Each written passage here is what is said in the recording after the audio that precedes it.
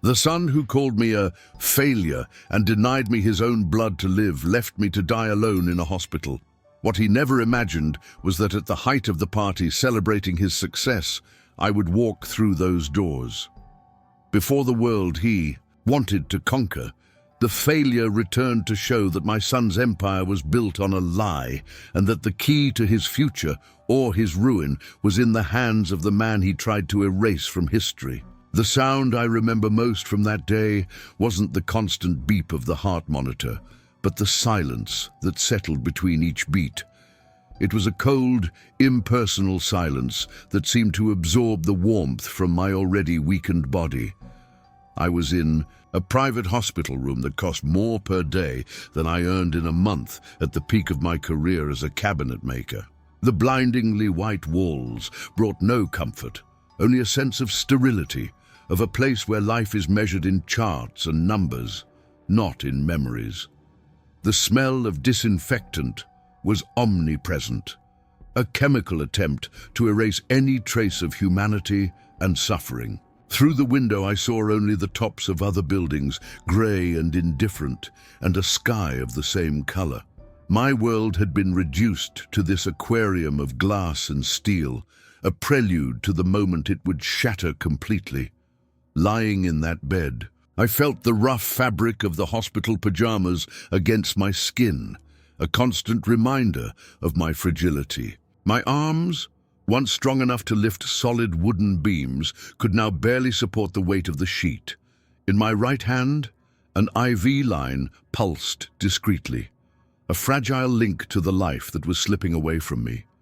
I looked at my hands, the calluses, and scars that told the story of a lifetime of honest work, of sacrifice to give my son the future I never had. They were the hands that had built his cradle, that taught him to ride a bike, that proudly signed his university check. At that moment, however, they were just the hands of a sick old man, frail and useless, waiting for help I still believed was a father's right. The door opened without warning, and the atmosphere of the room changed instantly. Ricardo, my son, entered. He was the picture of health and success, a brutal contrast to my decay. He wore a custom-made graphite grey suit that seemed to cost more than all the furniture in my house. His Italian leather shoes shone even under the cold hospital light, and the watch on his wrist was a statement of power and status. He looked like a predator in an environment that was not his own, uncomfortable not because of my illness, but because of the simplicity, the poverty that the illness represented to him. He brought with him the scent of expensive cologne and the outside world, a world to which I no longer belonged and from which he was desperately trying to erase any connection to me. His eyes, however, were the coldest part of his impeccable appearance. They analyzed me with a clinical distance, like an executive evaluating an underperforming asset. There was no compassion, not even pity. There was only impatience, a veiled contempt that manifested in the slight curl of his lip. He didn't see me as the man who gave him life, but as a problem, an unexpected expense, a stain on the success story he was working so hard to build. With the wisdom that only time and pain bring, I understand today that he didn't hate me. He hated what I represented, the humble origins of which he felt a deep and corrosive shame, the living proof that he had not been born at the top, but had been lifted there. The doctor came in right after, a middle-aged man with a tired but professional demeanor. His words were direct, devoid of any unnecessary emotion, but loaded with an undeniable urgency. "Mr. Arthur, your tests show a critical drop in hemoglobin levels. We need a blood transfusion immediately," he said, looking at me and then at Ricardo. He continued, explaining that my blood type, O negative, was rare, and that the hospital's blood bank was empty. "Fortunately," he added with a glance at Ricardo, "as your son, he is the only compatible match we can get in time." The doctor didn't know it, but with that one word, "fortunately," he had just handed me a sentence far crueler than any diagnosis. When the door closed and the doctor left, the returning silence was different, heavier and more oppressive. The beeping of the monitor now seemed like a countdown. My whole life, all my pride, was reduced to that moment, to the need to look at my own son and ask him to save me. I gathered what little strength I had left, and the sound of my voice came out as a hoarse whisper, a faint echo of the man I used to be. I looked into his eyes, searching for any spark of love, any trace of the boy I raised. The vulnerability of a father asking his son for his life is something that transcends pride.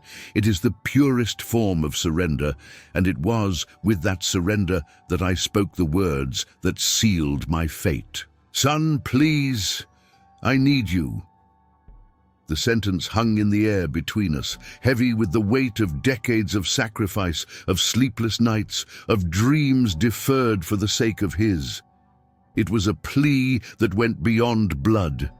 It was a final test of the bond that united us. For an instant, a fraction of a second, I allowed myself to hope.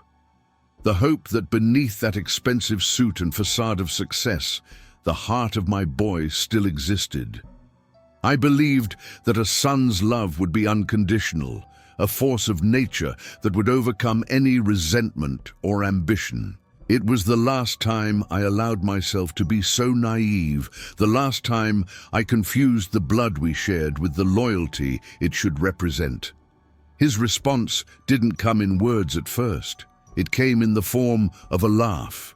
It wasn't a loud or mocking laugh, but a short, dry, cynical sound that cut through the room's air like a shard of glass. It was the cruelest sound I have ever heard in my life, for it contained all the contempt he felt for me, condensed into a single note of scorn.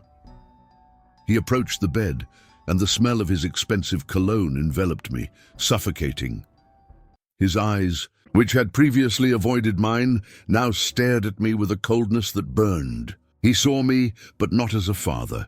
He saw me as an obstacle, a burden, a failure.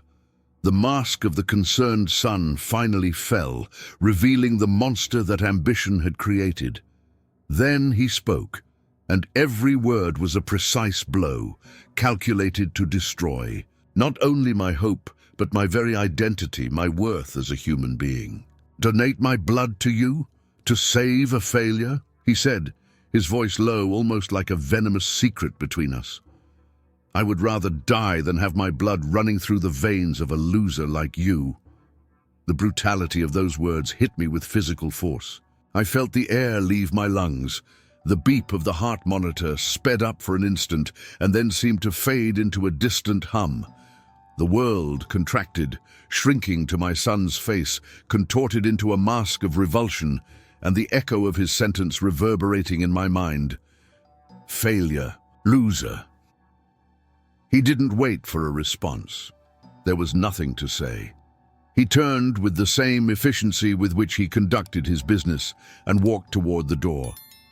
The sound of his leather shoes on the polished floor was methodical, firm, the sound of someone who had just closed a deal, of someone getting rid of a bad investment. He didn't look back.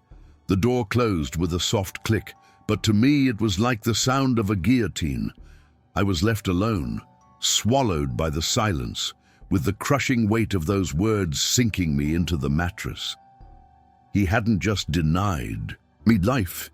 He had stolen my dignity, leaving me to die with the certainty that my greatest legacy was a man who despised me. In that emptiness, death seemed for a moment a welcome friend, a relief from a pain that wasn't physical but tore at the soul.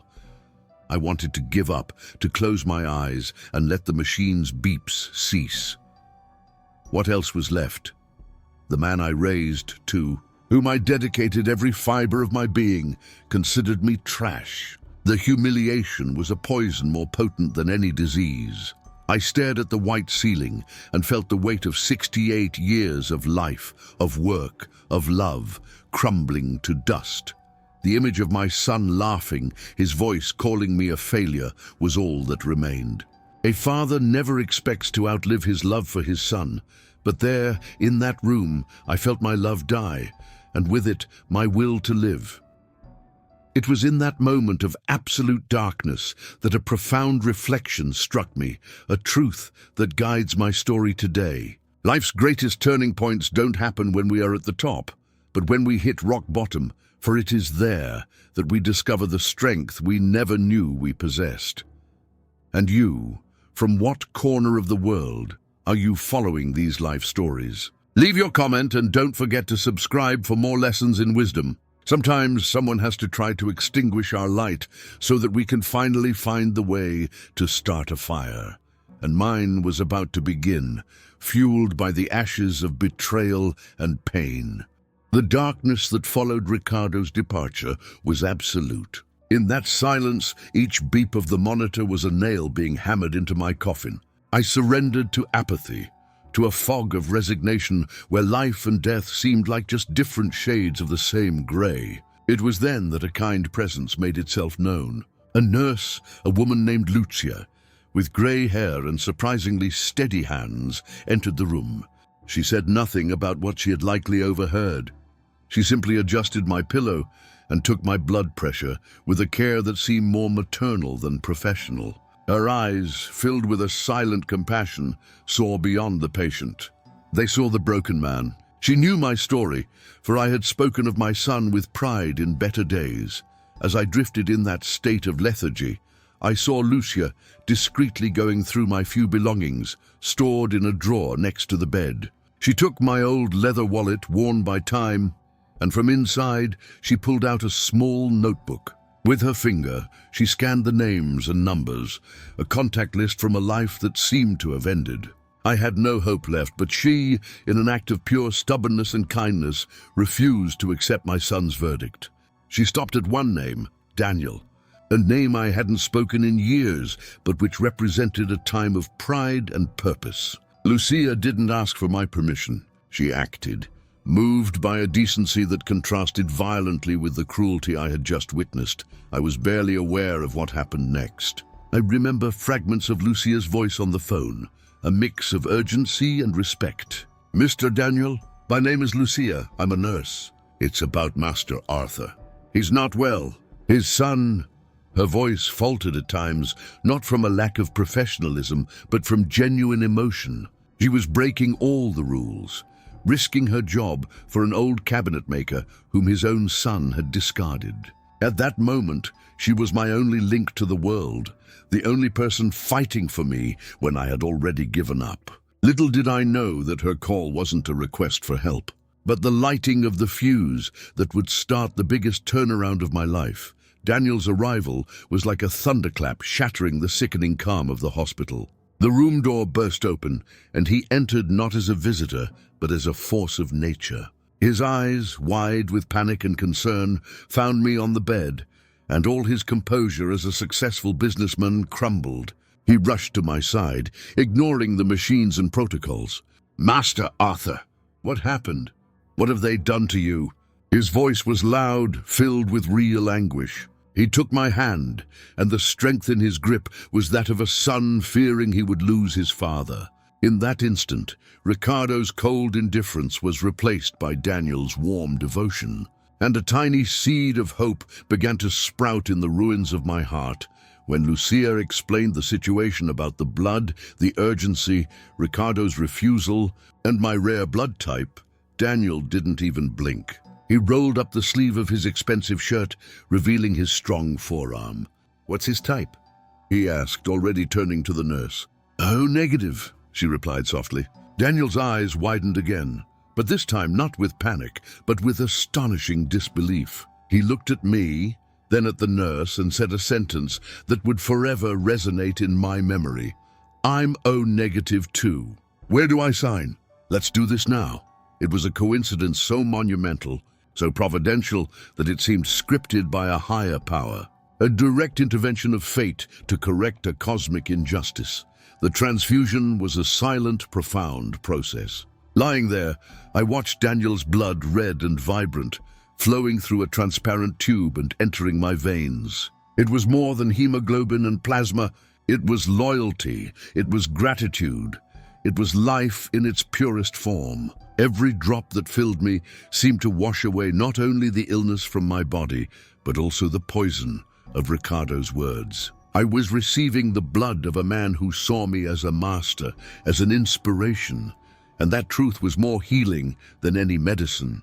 I closed my eyes, and for the first time in a long time, I didn't feel the despair of death, but the promise of a rebirth, nourished by the kindness of a true son.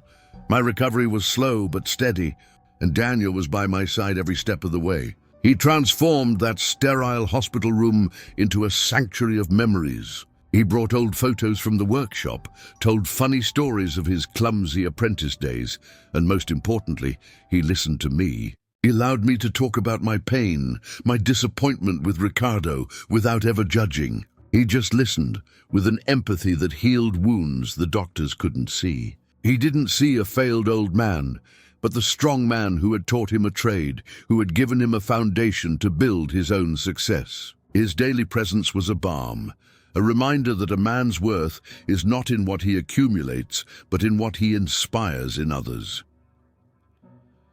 One afternoon, as the sun gilded the room, Daniel helped me sit in the armchair. He called me Master, as he always did, and that title coming from him resonated with a new power. It wasn't just a term of respect.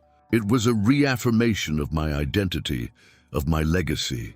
In that moment, I realized that Ricardo might have tried to steal my dignity, but Daniel was giving it back to me, piece by piece, with every gesture of care and every word of respect. The figure of my biological son began to fade, replaced by the image of this man who, without sharing a drop of my original blood, proved to be the purest extension of my values and my spirit. With my physical strength returning, my mind began to travel to the past, trying to find the exact point where I lost my son. Ricardo wasn't born cruel. I remember him as a curious boy with bright eyes who would spend hours in the workshop, fascinated by the transformation of wood. But his fascination wasn't with the art of the craft, but with the final result, with the value the piece would have. He was always ambitious, always looking beyond the walls of our simple life, dreaming of a world of wealth and status that I could barely imagine.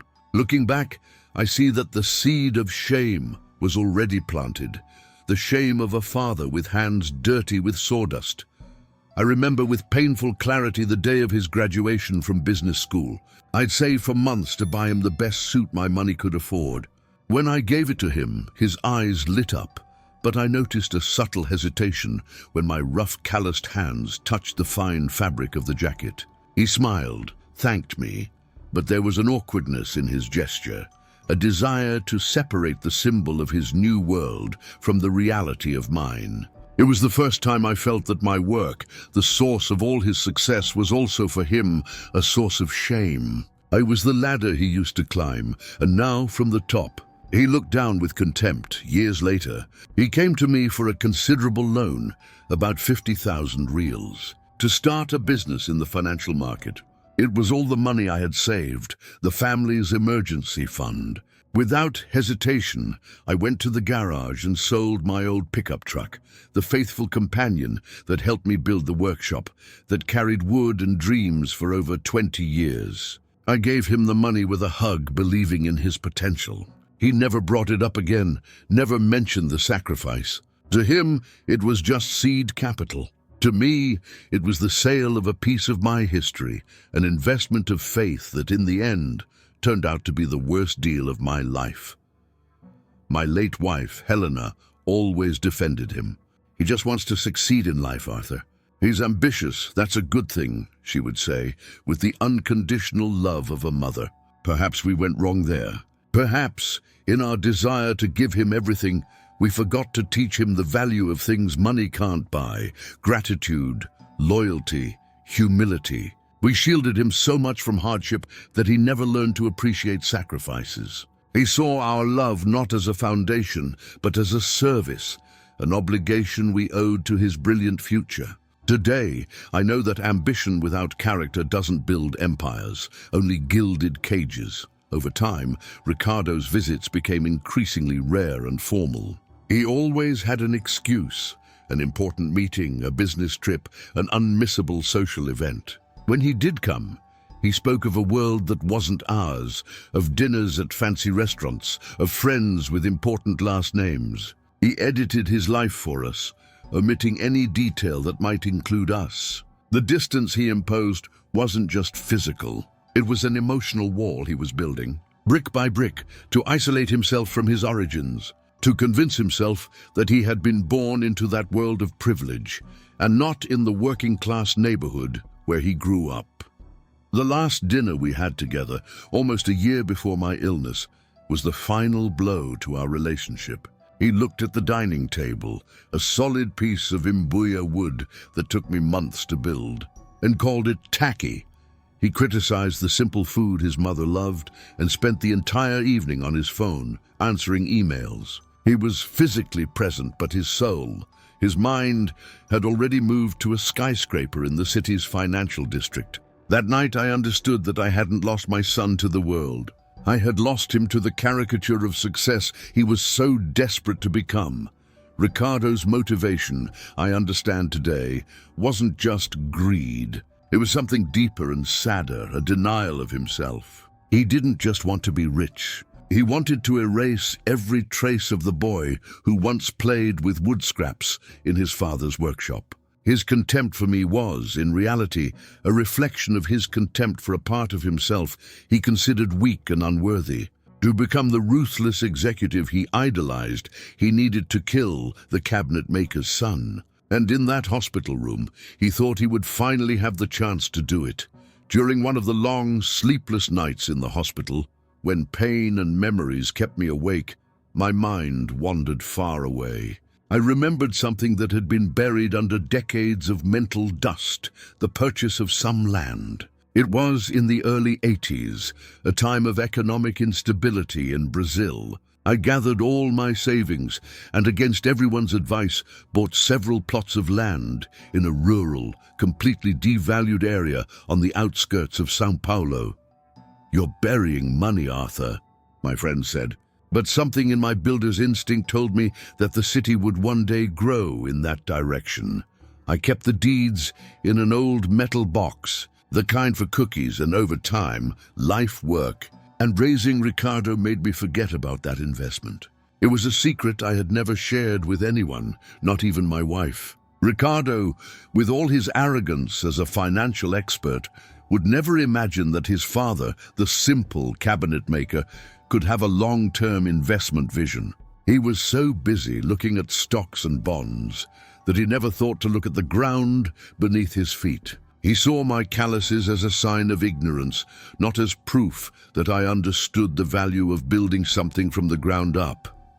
In that instant, in the silence of the hospital, an idea began to form.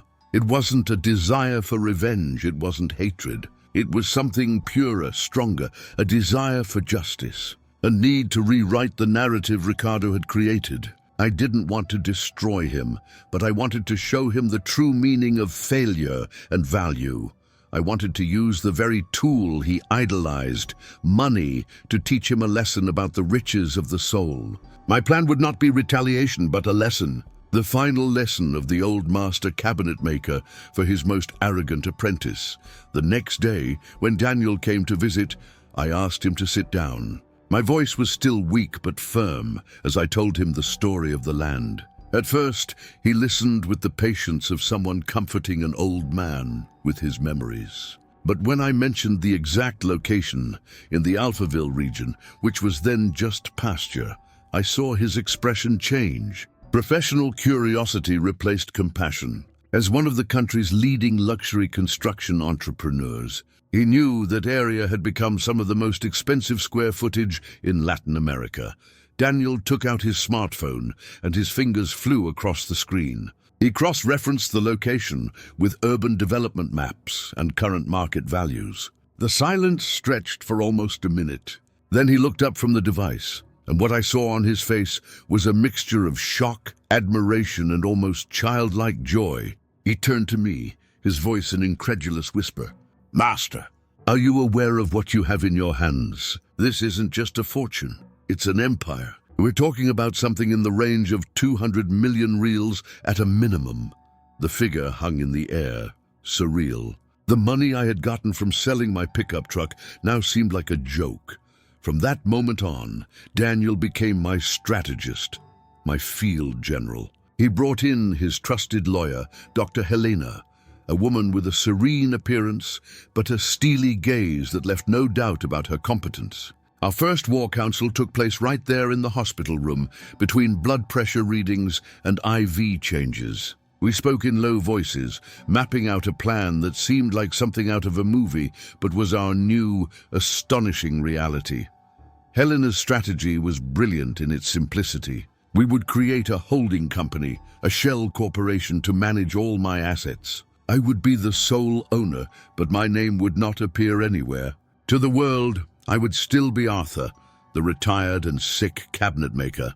But in the shadows, I would be the controller of a powerful new investment fund. I named the holding company Tyler de Valores S.A., Workshop of Values Inc., a tribute to my past and a silent declaration of my purpose. This wasn't about money. It was about reaffirming the values my son had despised. There were moments when I questioned myself. Was I becoming someone like Ricardo, obsessed with money and power, playing power games? My inner voice, the one narrating this story for you, reassured me. My goal was not destruction, but construction. I would not use this fortune to buy yachts or mansions, but to create a legacy, to invest in young people who, like Daniel once was, just needed a chance to flourish. I would use the empire Ricardo didn't know existed to prove that a man's greatest value lies in his ability to lift others up, not to trample them. While Daniel and Helena handled the complex legal web, I focused on my own reconstruction. Physical therapy became my battlefield. Every painful step down the hospital corridor was a small victory. Every strengthening exercise an act of defiance against the image of the old failure Ricardo had etched in my mind. Every day I felt stronger, not just physically, but with a purpose that rejuvenated my spirit. I wasn't just recovering from an illness. I was preparing for the most important fight of my life. My relationship with the hospital staff changed too. They no longer looked at me with pity. Thanks to the constant presence of Daniel, a clearly wealthy and powerful man, and my own change in attitude, I began to be treated with a new level of respect. I chatted, made jokes, showed interest in their lives. I was no longer the patient in bed 203. I became Mr. Arthur. I was reclaiming my place in the world, even within those white walls. And every smile I received was another brick in the rebuilding of my self-esteem. It was Helena who brought the news that lit the fire of urgency under our plan. Through her discreet investigations, she discovered that Ricardo was already taking action. He had hired a lawyer to try to declare me mentally incompetent, seeking a power of attorney that would give him total control over my assets. He was in advanced negotiations with a real estate company to sell the house of my life and the workshop, the place that was my sanctuary. The news hit me like a punch. His betrayal was even deeper than I had imagined. He wasn't just waiting for me to die. He was actively trying to erase me from existence, to steal my identity and my history. Any shadow of a doubt I might still have had about the morality of my plan vanished in that instant. There would be no room for mercy.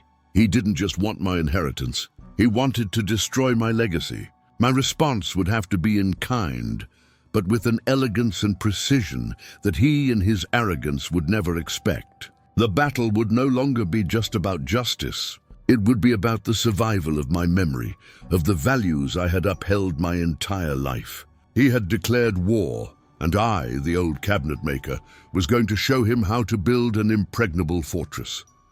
We adopted a counterintelligence strategy. We let Ricardo proceed with his plans without any interference. Helena made sure that the property records for the house and workshop were legally transferred to Workshop of Values, turning any sale attempt on his part into fraud. He was, unknowingly, trying to sell a sandcastle while we watched from afar, patiently letting him hang himself with the rope of his own greed. It was a game of patience, and I had a lifetime of experience waiting for wood to dry in its own time. News about Ricardo came through Daniel, whose contacts in the business world were vast. My son was parading at social events, publicly lamenting his father's frail health, and positioning himself as the dutiful heir who would have to take care of everything. He told a distorted version of our story, painting himself as a victim of humble origins who, through sheer merit, had surpassed his simple, visionless father. Every word that reached me was more fuel for my determination. He wasn't just disrespecting me. He was rewriting our history with lies. With the promise of the inheritance he believed was imminent, Ricardo began to spend recklessly. He bought a new imported sports car, a navy blue Porsche Panamera, and was photographed in society columns at lavish parties in Punta del Este. I remember seeing one of those photos on Daniel's tablet. Ricardo was smiling, a glass of champagne in hand, surrounded by people who were smiling at his bank account.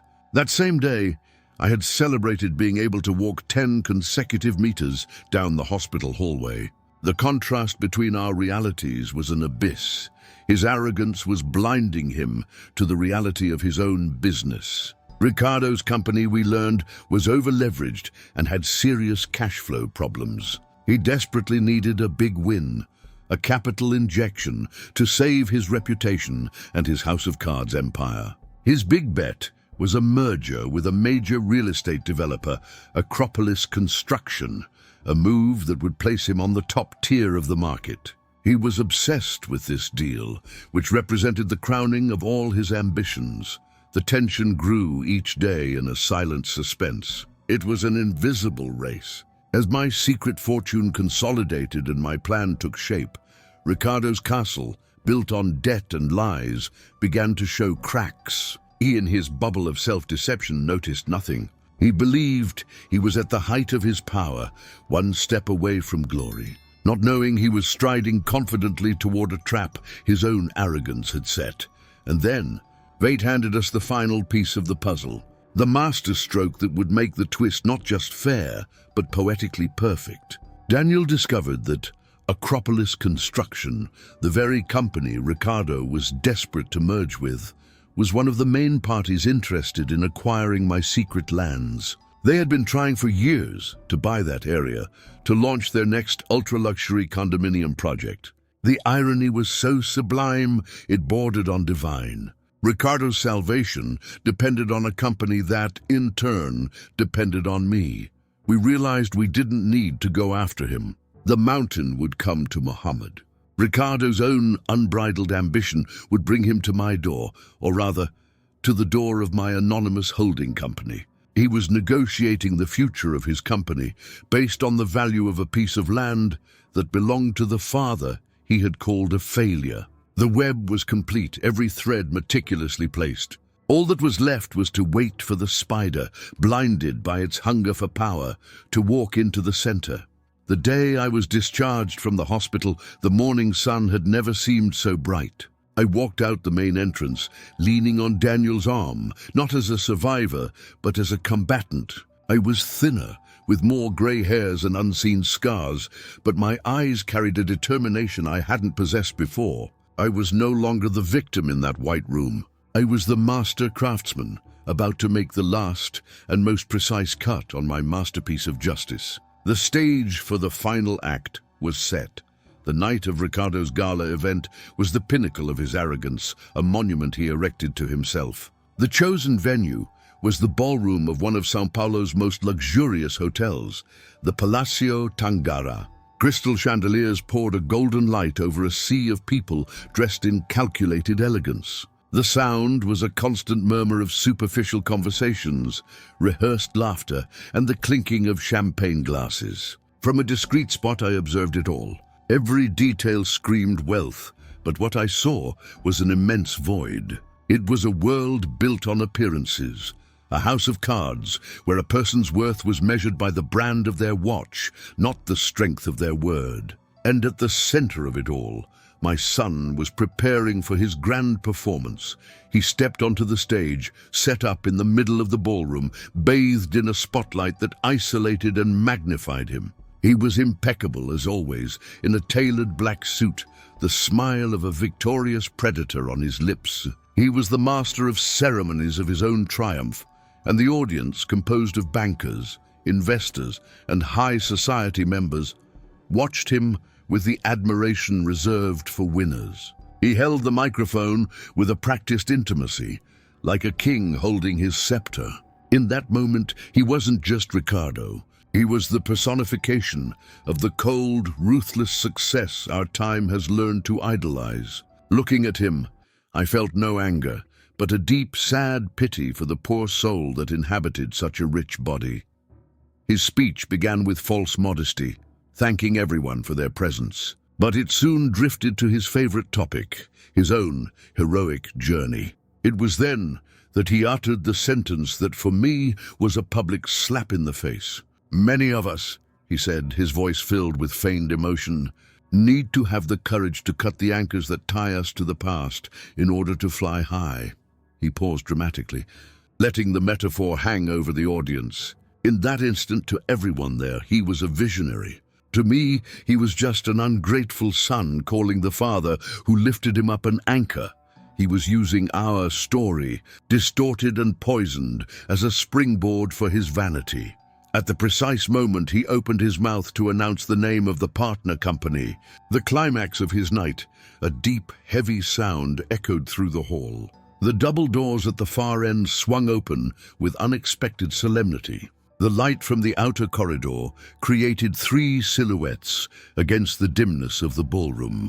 The audience's murmur ceased instantly, and every head turned towards the entrance. The choreography of fate is, at times, terrifyingly precise. His stage, his moment of glory, had been invaded by three ghosts from a past he had tried so desperately to bury. Me, Daniel, and Dr. Helena. A wave of silence spread through the room. A silence so thick you could hear the ice melting in the glasses. I saw hundreds of faces turn from Ricardo to me in a succession of expressions ranging from curiosity to utter confusion. But my attention was on a single face, my son's. The color drained from his skin as if a plug had been pulled in his soul. The confident smile froze and crumbled, replaced by a mask of pure, absolute shock. His eyes went wide, and the hand holding the microphone began to tremble visibly. The king, on his throne, had just seen a ghost, and the ghost was walking towards him. The three of us advanced down the aisle that opened through the crowd, our footsteps echoing in the deadly silence. I did not walk like the frail man from the hospital.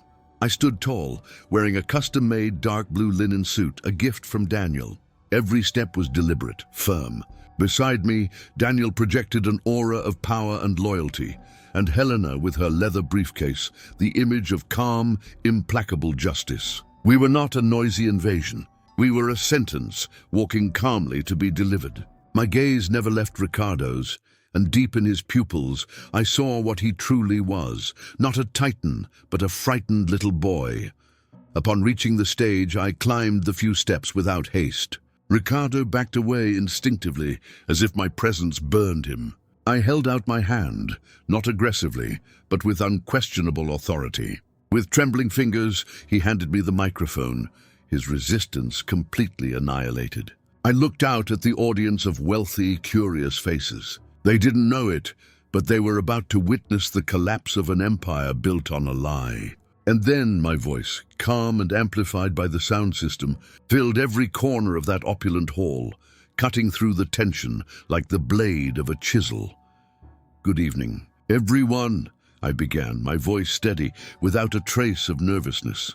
"My name is Arthur, and for those who don't know me, I am the humble origin and the anchor that tonight's host, my son Ricardo, is so proud to have overcome." I let the sentence settle. Then concisely and factually I told the story.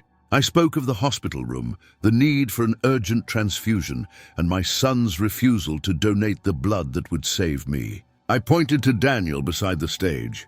"And this man, Daniel, my former apprentice, whom I consider my true son, traveled from another city to give me not only his blood, but the most valuable lesson on loyalty." A murmur of shock rippled through the audience, a collective sound of disbelief and horror.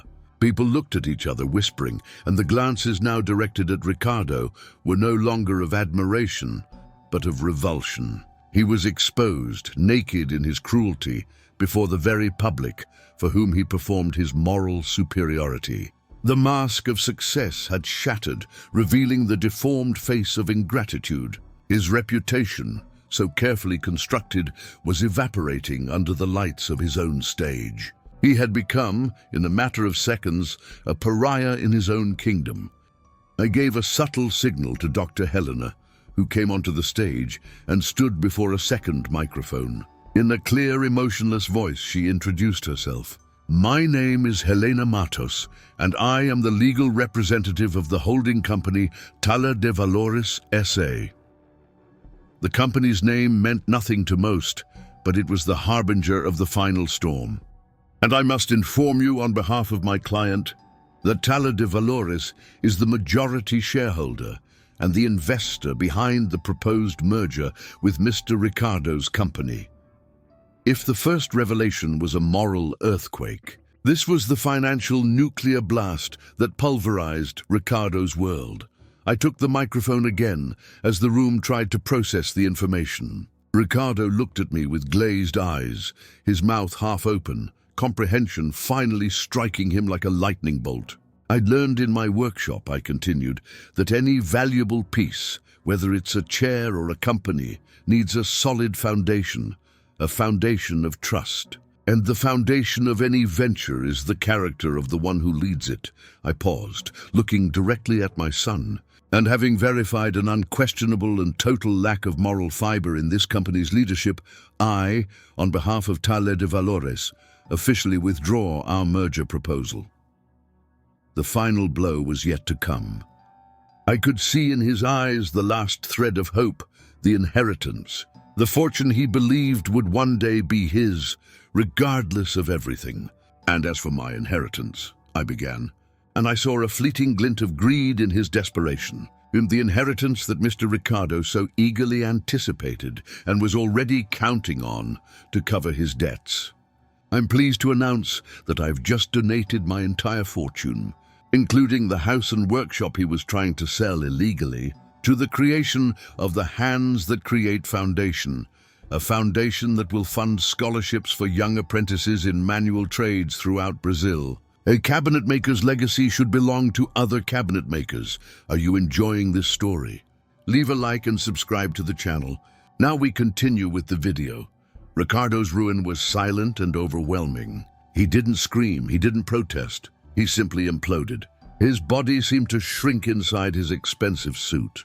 His face, once pale, took on a grayish, sickly hue. He took a step back, staggering, and looked at the audience. He saw his partners moving away, his investors shaking their heads, his friends turning their backs on him. He was completely alone, an island of shame and failure, in the middle of the ocean of luxury he loved so much. The man who thought himself a king was naked, and his kingdom was nothing more than an illusion. I felt no pleasure in his destruction. My mission was accomplished. Justice had been served, not with hatred, but with surgical precision. I gently placed the microphone back on its stand. The sound reverberated in the silence, like the bang of a judge's gavel. I took one last look at the man I once called son, now just a stranger, shattered by his own ambition. With a discreet nod to the stunned audience, I turned away. Daniel placed a firm hand on my shoulder, a gesture of support and shared victory. Together, we walked off the stage and out of that ballroom, leaving behind the deafening sound of an empty life collapsing. Leaving the hotel, the cold São Paulo night air had never felt so pure. It was as if I had emerged from a dive into murky waters and could finally breathe. In the car, the silence between Daniel and me was not awkward, but filled with mutual understanding. There was no euphoria of victory, no bitter taste of revenge. What I felt was a deep peace, the calm that comes after a devastating storm. It was the feeling of having closed a painful cycle, of having placed the final piece of a puzzle that had haunted me for years. I hadn't destroyed my son. I simply allowed the truth to illuminate the cracks in his character, and he crumbled under the weight of his own falsehood.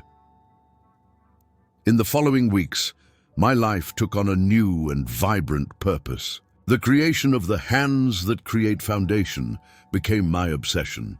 I spent entire days with Helena and Daniel, planning every detail, from the legal statutes to the color of the walls of the future headquarters. The act of signing the documents that transferred my entire fortune to the foundation was one of the happiest moments of my life. Each signature was a declaration of my values, a promise that the fruit of my labor would be used to cultivate seeds of opportunity, not to feed the vanity of a single heir.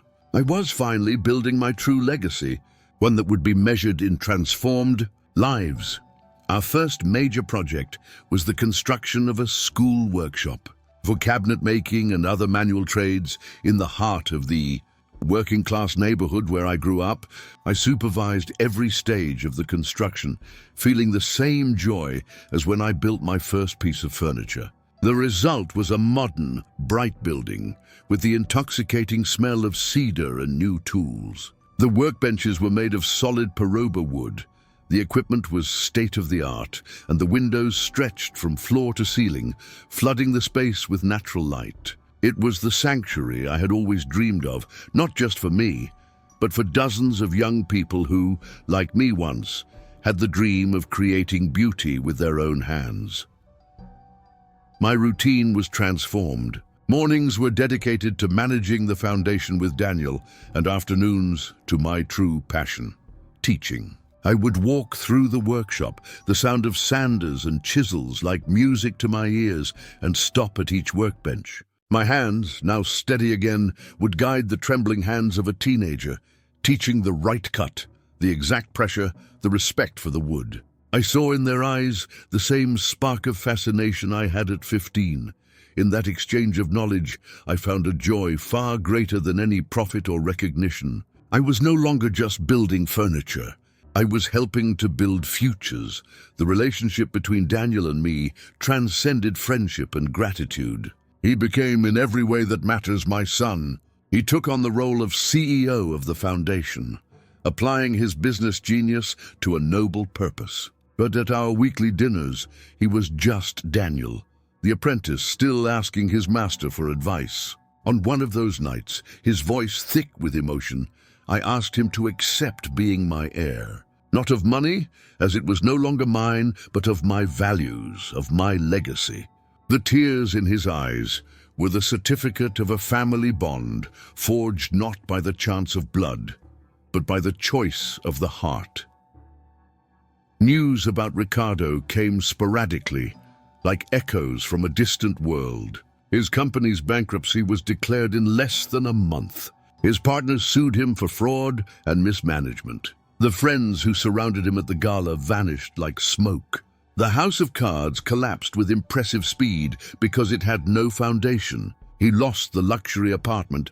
The sports car was repossessed by the bank, and the society columns that once celebrated him now narrated his spectacular fall with cold cruelty. He became the very thing he most feared and despised, a public failure.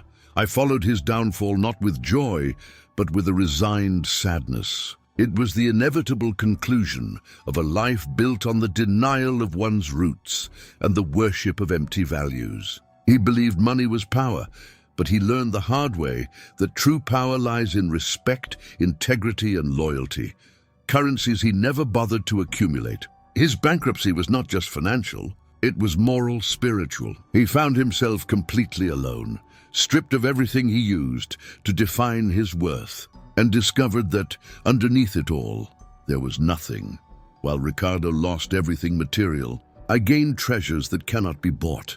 With every young person who graduated from our school, with every small craft business the foundation helped finance, with every family whose life improved thanks to the work of our apprentices, my wealth multiplied. I discovered that true prosperity is not in accumulating for oneself, but in distributing, in investing in the community, in creating a chain of good. Ricardo became a poor man surrounded by luxury. I became a rich man in a simple workshop.